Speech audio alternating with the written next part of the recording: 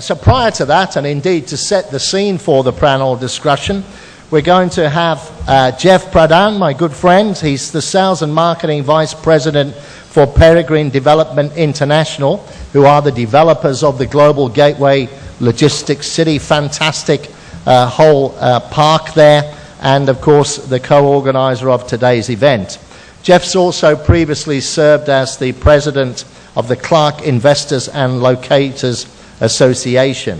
He's got many years of professional experience, specifically in defense contracting, and as you can see from your program, he was responsible for providing some contracting plan management to support the Defense Logistics Agency on worldwide missions for energy resources to the military.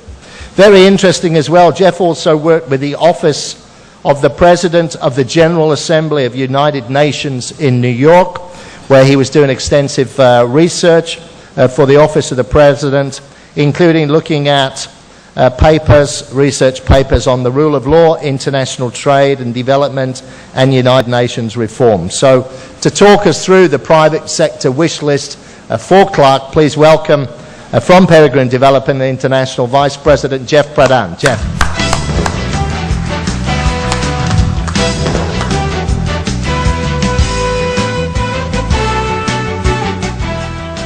Good afternoon, everyone. Thank you for joining us for this first of what we hope will be a yearly event for Clark, for aviation, and for basically the Philippines in general. What I'm going to share with you guys right now is a survey that went out in advance of the conference to kind of find out tap the pulse of the private sector, get a feeling from some of the stakeholders within the local area, within the region, within the country, of what they see in terms of Clark, Philippine aviation, and the role of Clark within the Philippines' broader aviation. So that's what I'll be going through. I want to share with you guys first some of the questions that we went out to the respondents with. And the questions we went out with was to develop Clark International Airport into a viable passenger logistics hub, what action points must the government implement? What contributions can private sector entities like eco-zone locators, airline operators, and logistics companies provide? What role should the private sector play in the development of Clark? What role should the Philippine government play in the development of Clark? And what role should Clark play in the Philippines' overall aviation infrastructure? So some of these I've combined because the variety of responses were quite extensive. So I've tried to condense some of that and to make it more palatable for you guys to see here now. So the respondents that these questions went out to, and some of the feedback came back from the aviation industry in terms of carriers, manufacturing sector, real estate developers, transportation logistics operators, tourism and hospitality industry, NGOs, and public sector, just regular public citizens. So instead of just providing you this feedback, I wanted to also throw in some perspective, which I think helps to understand some of the feedback that was provided. So the government's role in developing the Philippine aviation infrastructure, I have the logos here of the various agencies. You know, Faye and other presenters have talked about the collaborative effort that takes place in the national government's scale to address Philippine aviation infrastructure, Clark among that, tourism promotion, and all of that. So it's not one specific agency. DOTC is certainly maybe at the forefront, but you would say BCDA is right there, DOT is right there, BOI is right there, and it's all a very collaborative effort in terms of promoting the Philippines through that connectivity that you get from your aviation infrastructure. So the Philippine government proclamations, this is one of the things I wanted to go through, and what I'm going to kind of go through is directly related to the feedback that came back from the respondents. So over the last 15, 20 years, there's been a variety of proclamations from the government. I have a timeline here that kind of jumps around, but you can see it's gone all over the place. From Clark, basically the turnover transition from a military installation to a free port zone. The first proclamation from President Ramos saying, you know what, Clark's going to be the next international gateway. It's going to eventually supplant and support and complement NAIA. But since then, 2003, you've had talks of the North Rail project. Where is that going? When is that going to happen? Start, stop. You've had 2004, some expansions, improvements done at Clark in terms of infrastructure. 2007, you've had this concept of floating the idea of a twin airport concept to support Luzon and Philippine aviation infrastructure. But recently now you've had in 2010, as recently as 2010, you've had NAIA being said to be sold, outright sold, and then that money utilized to then develop Clark. So a complete 180 change from the twin airport concept. Recently again, you've had Clark cannot be developed until you have a high-speed rail link. And now most recently you've had, no, we're going to do something in Bulacan by San Miguel or some other conglomerate. So all of this is kind of detracted from any kind of logical, coherent effort that has been sustained. And what that's caused from the private sector perspective is uncertainty. And as anybody from the private sector can tell you, uncertainty leads to less investment and lost opportunities. So again, another aspect is death by study. So beyond the proclamations, you've had starting, and not even starting in 2008, Ben probably is the best person to talk on this, but you know, he gave us some of this perspective this morning. Maybe a decade ago, starting with President Ramos's proclamation, we're going to utilize Clark and take advantage of that infrastructure and that asset that's there. We've had study after study leading up to these last ones, with JICA coming out and saying of the alternatives to NAIA, which one is the best, and clearly stated Clark was the only viable option. But yet you still have another study being done, or another proclamation being done in contrast. So this kind of confusion has hurt basically the environment for investment, and from a private sector perspective, has made it difficult to really get behind Clark. And actually, let me go back. That one, this is a nice quote out of the Philippines Times. This was in an op-ed piece. The Philippines risks wasting time and resources that it does not have by not developing Clark and by doing these further studies. Instead of, it's not necessarily developing Clark, just support the organic development that's taking place already. So in addition, everybody's familiar with the Category 2 status. This again has been something of a hindrance and something that's certainly on the radar for the private sector. A variety of industries, obviously the tourism sector, obviously the airline carriers who'd like to and provide that long haul to the North American market. But it's not just the North American market that this has affected. We're talking about Japan following suit. We're talking about the EU following suit. There's several nations that have followed what the FAA downgrade and banning of additional flights from the Philippines. They follow that, and that's hurt the lost tourism and economic opportunities for the Philippines. So this started in 2008. Just right now, the most recent update is that they are doing an audit this week. Now, everybody's very hopeful that that's going to go through and finally lift Category 2 status, but we'll wait and see. But the reality is that is certainly a significant aspect to really becoming an aerotropolis, to be increasing the connectivity. Another aspect that's definitely on the radar from the private sector perspective is the common carrier tax. Now, this one's certainly being addressed, and it's great to see by the Congress recently passing in December 2012 Senate approval, Senate Bill 3343, that's removing the common carrier tax, repealing it. But we've already seen the damage that's happened from this common carriers tax, and that is foreign airlines have ceased operations in Manila, specifically citing the CCT. And to give you an example, there's British Airways, Lufthansa, Alitalia, Swiss International Airlines, and the most recent KLM was the final one. So right now, out of the Philippines, there is literally no direct connectivity to Europe. That's very, very significant when Greg talks about the connectivity and what that does for an economy. The fact that one flight to Japan can bring in 10 million square meters of Japanese investment, or $123 million in one flight in 1 year. So the fact that we don't have direct access to the European market is very, very significant, not only for the Philippines, but certainly for Clark. So I wanted to also give a case study, because this is another point. Again, I'm generalizing. I'm trying to synthesize and package some of the responses that we received to be able to present it to you more coherently today. So I'm using Cebu Pacific as a case study for this. If you look at Cebu Pacific in terms of the liberalization of the air market, in terms of the pocket open skies and the success, the last speaker mentioned this. Other speakers have mentioned this. This has been tremendous. Basically, the best example is the low-cost carrier explosion that's taking place around the country.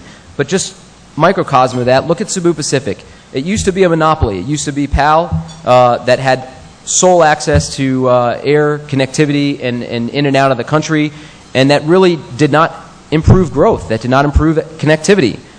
Very few examples of monopolies do. So PAL, in every attempt, would try to stifle, thwart any new entries, increase the barrier requirement for new companies to come in and operate. Cebu Pacific is one of these companies that was able to do so maybe 10 years ago. Very small, came into the market, found a niche within the low-cost carrier market, not necessarily competing directly with PAL in terms of full service, but doing that low-cost niche. So they came in, and just some of the most recent, Cebu Pacific actually just recently bought over very aggressive expansion they're going through right now, about 100 planes that they've just put on order to buy. And this is their future growth. So they're betting big on aviation infrastructure increases. They're betting big on what other presenters have talked about, this growth in just service operations. Very few of the overall Filipino market have flown. There's so many first-time flyers. That's a significant market that's just now starting to be tapped. Not only here in the Philippines, but all the places that, say, Cebu Pacific, AirAsia, and others fly to. They're tapping into this first-time flyer market. And you see it in their campaign slogans. Everyone can fly and everything else. But if you look at what they're doing, Cebu Pacific now has outstripped PAL. In a decade, they went from nothing to more market share of domestic market than PAL. It's unbelievably significant. And it goes to show the benefits in the entire country of air liberalization. And that's a significant factor not only for Clark, where you now have this low-cost carrier explosion, and there's actually more low-cost carriers in Clark than there is in Manila, than there is anywhere else in the Philippines. So this is certainly something to continue to tap into. And with AirAsia hubbing at Clark versus any other location, that's another significant sign of this and tapping into this. They certainly see it. So the private sector wish list then of all these points that I've kind of drawn into in these examples is the private sector would like a clear, and this is on the Philippine aviation infrastructure at macro level, a clear and enumerated plan for the country's aviation infrastructure, a timeline for implementation of this plan, an execution of the plan, achieve Category 1 status, repeal the common carriers tax, and increase liberalization and competition in the environment, in the Philippine aviation environment. Now going into the private sector role, as I went through those questions in the beginning, where does the private sector fit in? So what contributions can they make, and what role should they have in the development of Clark? And if you look at it, I kind of broke it down first to just show who the stakeholders are in this environment. So some of these you certainly would be familiar with. Common sense makes sense that airline carriers are certainly a stakeholder. MRO, maintenance, repair, overhaul facilities are stakeholders. Aviation training, manufacturers, real estate developers, cargo logistics, and also tourism stakeholders. So you have a broad range of stakeholders from the private sector who all need to certainly work with the DOTC and the BOI and these other government sector groups. And what I wanted to do was kind of show you the role that the private sector is already playing. I would say the private sector is fulfilling the role that has been asked of them. The respondents that have come back have certainly said there's certain improvement in synergy in working with the government and working among the stakeholders to increase the benefits that Clark can offer, increase the benefits of what tourism packages can be offered in Clark, medical tourism. But I would tell you, if you look through these next couple slides that I'm going to present, the private sector is already leading the way in this effort, and they've done a phenomenal job to date, and I think that's only continuing. So on the airline side, again, going back to the low-cost carrier environment here, very significant. Clark is the #1 low-cost carrier hub and airport for the Philippines, and you've seen the growth that's taking place. Other panelists and speakers have mentioned this.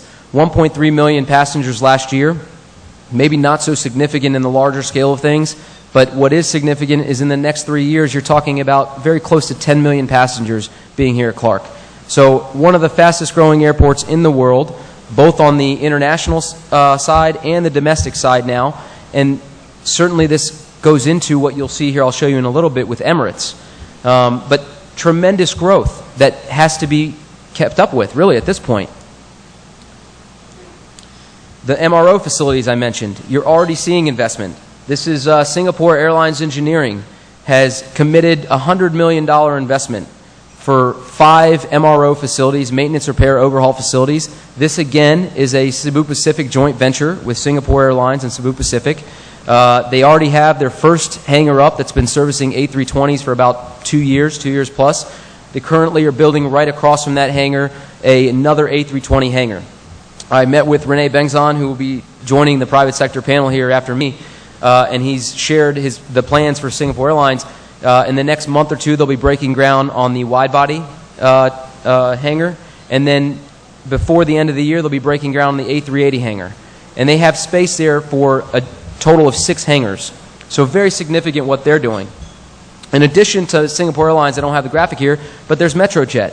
Metrojet is out of Hong Kong, and they're servicing basically the Lear jets, the corporate jets, which have really no option in Hong Kong anymore because there's no room. No options in many Chinese aviation centers because of room, and no options in Singapore. So now Clark is becoming a destination of choice for Lear jets, for corporate jets, maintenance, repair, and just the stationing of them here.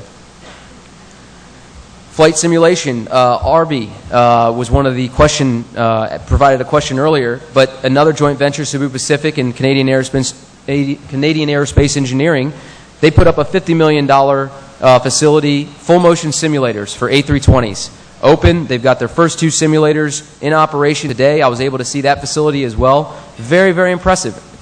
Completely high tech, and that's just the first part of it. They're going to have another 2 simulators going in there, potentially even wide-body aircraft, A330 planes being provided in terms of simulation. And this is meant to be a regional simulation training center, not just for Cebu Pacific, but for the region. So this brings in that connectivity, that brings in that hub that Greg talked about. The hubs are getting hubbier. These are the types of activities that the private sector is already bringing to the table to really promote and make Clark more of a destination.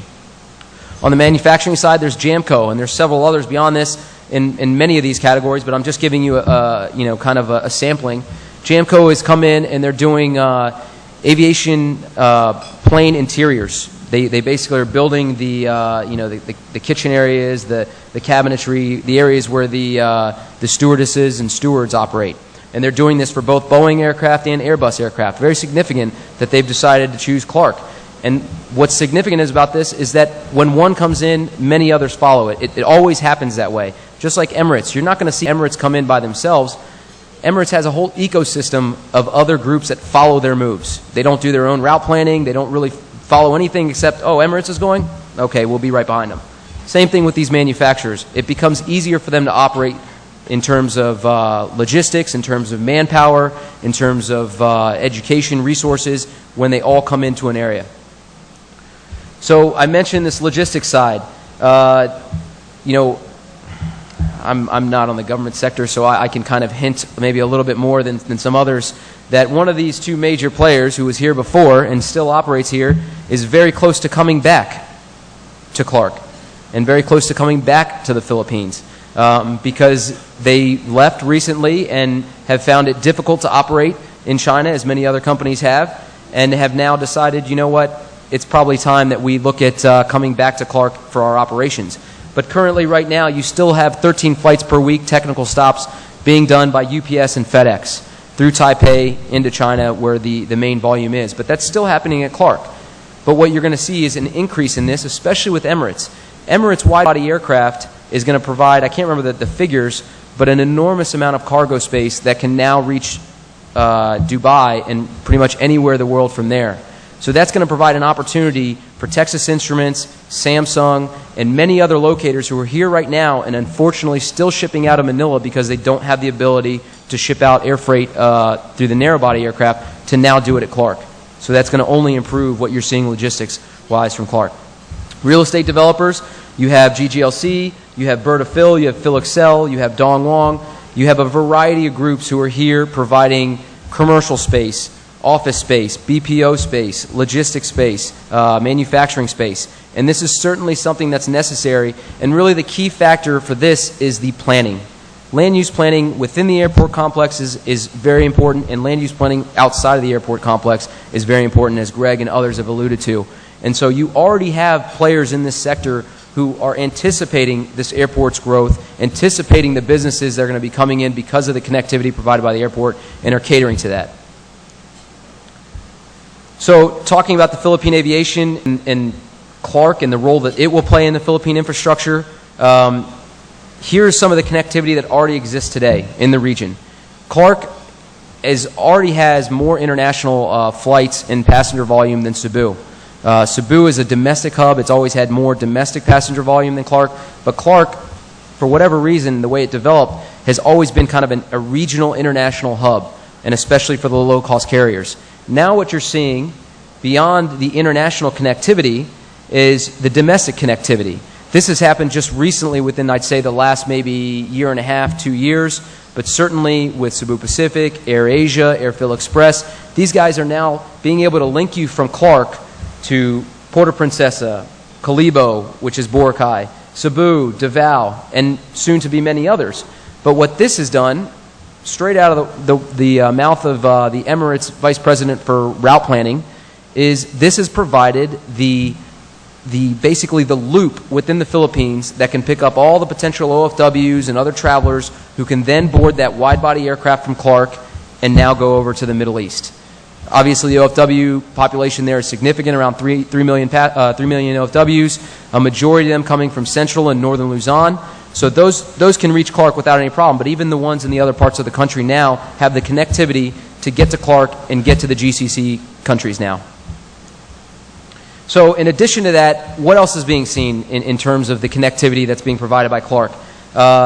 This is something that SEAC has shown, and this is tremendous. Again, all very recent, but Dragonair, a subsidiary of Cathay Pacific, which you can check in at Clark and check through to any other destination in Dragonair in their entire network around the world with your baggage and your ticketing, so you don't have to go back in and customs and immigration.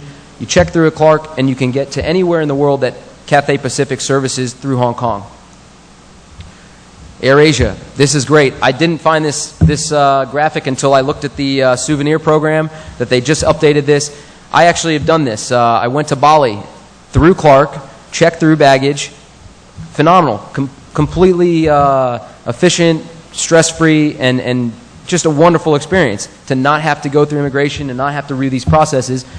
AirAsia's connectivity through Kuala Lumpur is unreal in Asia. And so basically now you're seeing four destinations in Australia being serviced, 3 in Indonesia, and then the rest of the region being serviced, all through AirAsia with its hub at Clark and its main hub in the region at KL. So Emirates obviously being the major, most recent announcement, starting flights in October 1. And what is that going to mean for Clark? Well, let's put it in perspective. Emirates, one of the largest airlines in the world. We're talking about destinations, 22 in Africa, 31 in Asia, 34 in Australasia, 32 in Europe, 11 in Americas, and 17 in the Middle East. So 147 global destinations you can now reach through Clark. That's a game changer, fundamental game changer. Greg mentioned it. Why does he believe in Clark? Why was he willing to come and speak? Because if Tony Fernandez and Tim Clark, 2 of the smartest guys, most aggressive guys in the aviation industry today, are putting their bets on Clark, that's something to be said right there. So the catchment basin, this has been shown before, but I think it's worth putting it in context with Trinoma. What SEAC has done with this new airport terminal, and again, this is a private sector partnership with the government. Ayala provided the facility at Trinoma Mall. And if you look at this catchment basin that others have shown today, talking about it's not just Manila that needs to be serviced, it's really regions 1, 2, the autonomous region, and even the northern environs of Metro Manila, Caloocan, Balintawak, Valenzuela, and Quezon City, all closer to Clark by time. Not by distance, but by time, which is really the factor, and accessibility, because you can hop on the NLEX and get here much faster than you can by fighting through EDSA and the other areas to get through to NAIA. So when you look at this demarcation line, that's basically the northern environs of Metro Manila. And if you look at it, where is Trinoma Mall? That is basically the demarcation line, and that's now where you have this airport terminal with bus service on a half-an-hour basis. Every half an hour you can get a bus to Clark, and very soon, the second phase of it, providing the actual check-in at the Trinoma terminal. So significant, very significant. What's the private sector doing to link it to the overall aviation infrastructure?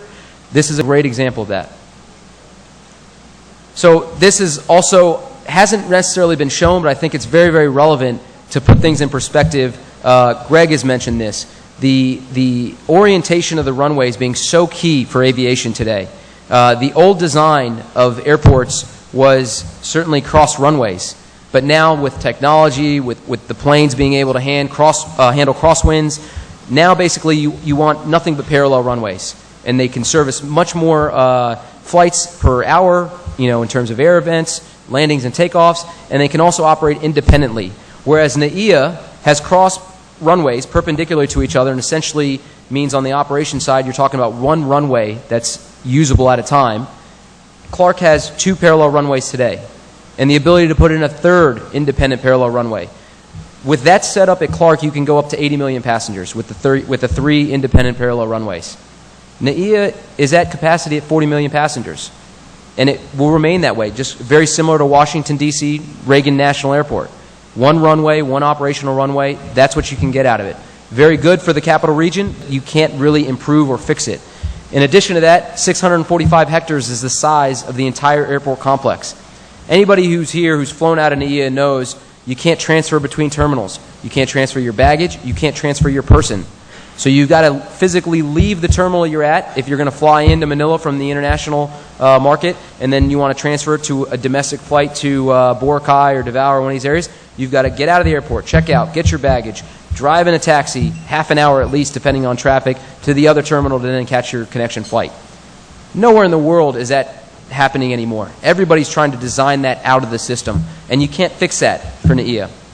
So Clark has the ability to master plan this up front. They've done the land use plan, as Ben has mentioned. So they have the ability to get these things right today, moving forward. I mentioned that land use plan. This is another big factor that's been mentioned and touched upon several times. But where's the government role here in Clark? How can the government support Clark? This is a great example. This land use plan didn't exist before, and before you didn't have Singapore Airlines Engineering MRO facility. You didn't have Metrojet MRO facility. Why did they come in? Because the government gave them a land use plan and said, here is where we want you to set up shop, here's where we've master planned it, here's where you can guarantee your operations to be for the next 15, 20 years, 50 years. This is where we want you, and here's the information we're providing you to bring you in. And that leads to investment. That's what's necessary for future investment into Clark and future growth. The government needs to enumerate that plan clearly and state exactly what they have in mind for the development of this. The land use plan could not be more important. And thankfully they have that now, and they've been implementing that, and that's helping tremendously. So the wish list from the private sector perspective regarding Clark's role in the Philippines and Clark's support from the government, recognition of a twin airport concept, and CIA's designation as an alternative international gateway. Immediate development of the terminal and support facilities to keep up with the airport's growth and demand. Commitment for future development of 3rd parallel runway. The government should be transparent regulator, risk sharer, and source of incentives to attract private sector partners to support the development of Clark. And Clark should be viewed as both enhancing the connectivity of the citizens within the Philippines and boosting the global competitiveness as an FDI and trade destination for Asia. This is something that I really believe in, and I say this often. It's not a zero-sum game. And what I mean by that, this comparison of zero-sum versus non-zero-sum, if Clark continues to grow and succeeds, it's not at the expense of NAIA or another airport in Cebu or Davao or any other area in the Philippines. As I think Greg has very clearly demonstrated, it only helps the entire country, the entire region, the connectivity of all areas.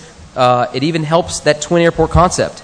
In every one of the examples he showed for his twin airport concept, it's not that one airport grew and the other, basically became smaller and dwarfed and retarded growth. It's that both grew in parallel together and both benefited, and both regions benefited.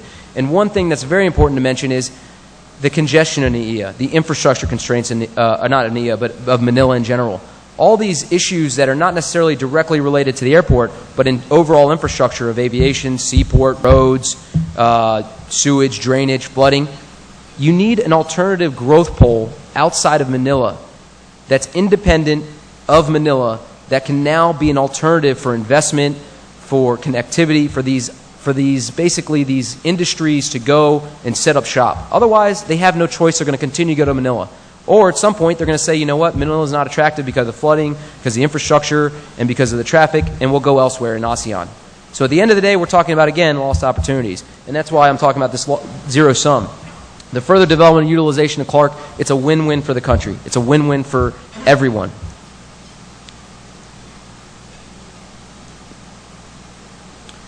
So I've said this several times, and I think this is very, very key. The uncertainty leads to less investment and missed opportunities for the Philippines as a whole. Not just for Clark, not just for Manila, but everywhere. The connectivity that's been provided by these low-cost carriers is a boon to Boracay, to Davao, to all these new tourist destination markets that are now opening up because you have air liberalization and operators who are willing to fly there. So when AirAsia can't bring in more of their planes because there's not a terminal to support the passengers they want to put through the terminal facilities here at Clark, they divert that plane. They put it in another operation. That's a lost opportunity. That's lost potential revenue. That's lost tourism. That's lost everywhere. So you want to bridge that gap. And how do you bridge that gap? I think you bridge it by a clear enumerated plan. You bridge it by the synergy between the government and the private sector working together in parallel through the land use plan that's been done, through these studies that have come and really provided certainty for the business sector and what to do in terms of their investment. So with that, I appreciate your attention, and I thank you for your time.